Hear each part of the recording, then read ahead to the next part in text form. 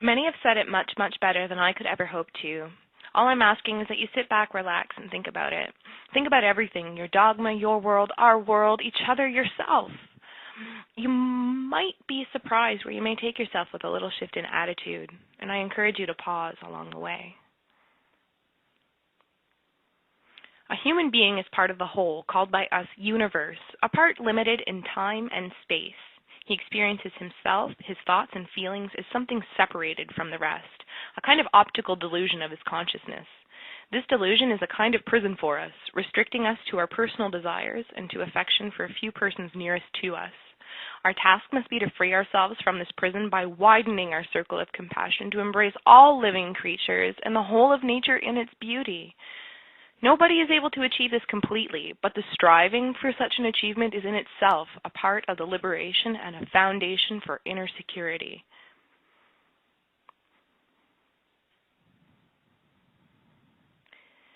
The illiterate of the 21st century will not be those who cannot read and write, but those who cannot learn, unlearn, and relearn.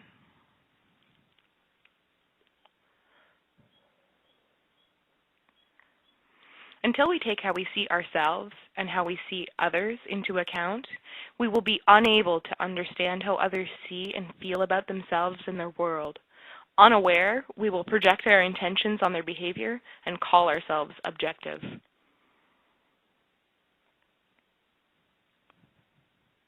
We cannot tell what may happen to us in this strange medley of life, but we can decide what happens in us, how we take it and what we do with it. And this is what really counts in the end.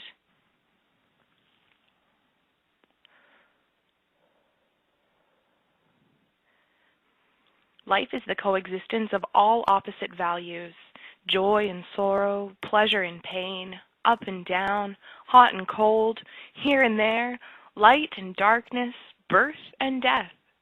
All experience is by contrast, and one would be meaningless without the other. We focus on the negatives, losing ourselves in the problem. We point to our unhappy circumstances to rationalize our negative feelings. This is the easy way out. It takes, after all, very little effort to feel victimized.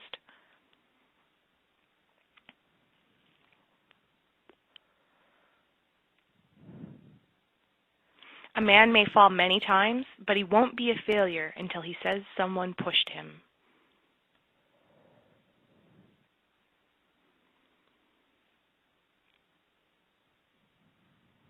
If you start to think that the problem is out there, stop yourself. That thought is the problem.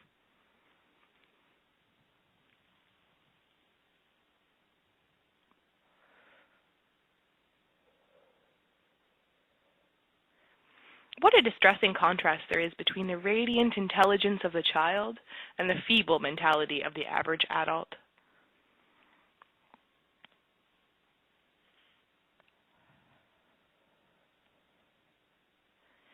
We cannot live the afternoon of life according to the program of life's morning. For what in the morning was true will in the evening become a lie.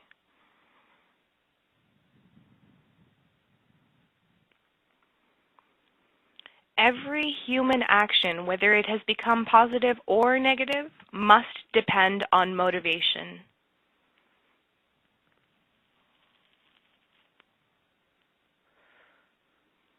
Men are more accountable for their motives than for anything else.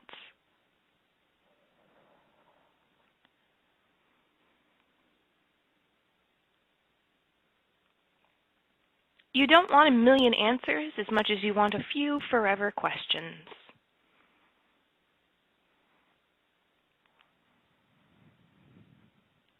More important than finding the teacher is finding and following the truth of the teaching.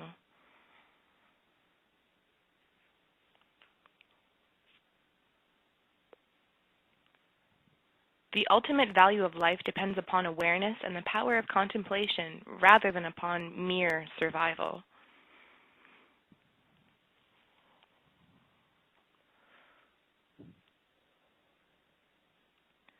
Insight occurs when and to the degree that one knows oneself.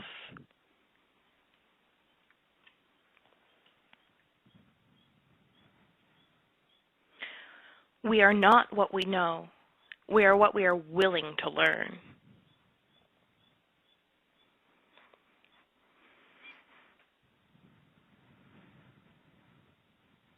It is not by your actions that you will be saved, but by your being.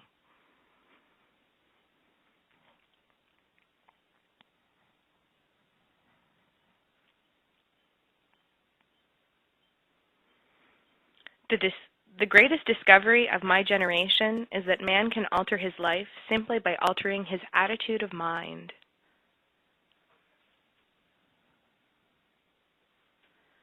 Happiness cannot be traveled to, owned, earned, worn, or consumed. Happiness is the spiritual experience of living every minute with love, grace, and gratitude.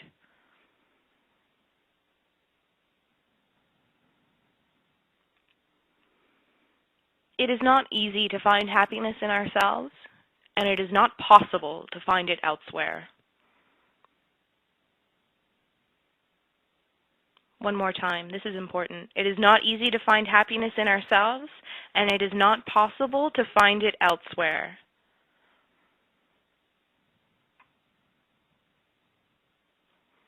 As long as I am this or that, I am not all things.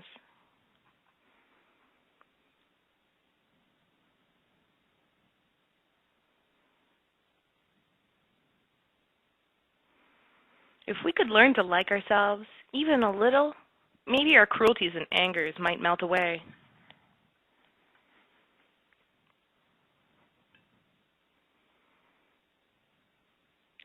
When you arrive at your future, will you blame your past?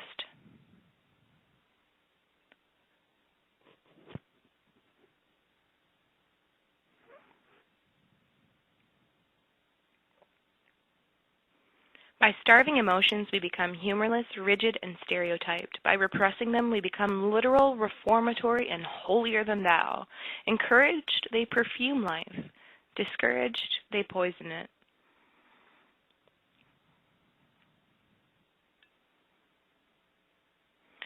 Sometimes what seems like surrender isn't surrender at all. It's about seeing what is going on in our hearts, about seeing clearly the way life is and accepting it and being true to it, whatever the pain, because the pain of not being true to it is far, far greater. The struggle of the mind to keep itself free from every sort of bondage, to remain curious, open, unsatiated in all of its relations with nature is tenfold more difficult than the cultivation of a stable, satisfying point of view, but 1,000-fold more precious.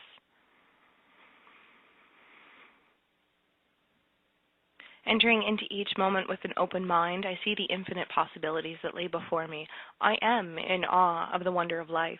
I need no definite conclusions to see the ineffable divinity that is all in this world.